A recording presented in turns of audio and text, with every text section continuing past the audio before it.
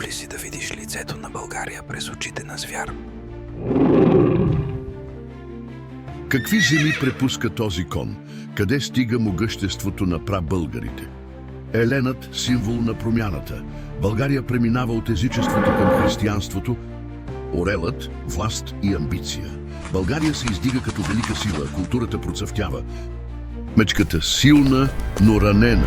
България попада под византийска власт, но духът й остава жив. Рисът – тих, но смъртоносен. Планинският козел – символ на упоритостта. България се бори за оцеляване. Вълкът вие в гората, хайдутите пазят свободния дух на България. Костенурката се движи бавно, но не спира. България чака своя момент. Бухалът – мъдрост в мрака. Векове на робство, но и на съхранена памет. Бизонът – духът на съпротивата. Хайдутите се изправят. Лъвът отново изрева. Левски, Ботев и героите на България печелят свободата. Гълъбът – символ на дипломацията. България подписва съдбовни договори. Орелът отново лети. България гледа към бъдещето. Киберрисът – силата на технологиите. Какво ни чака напред?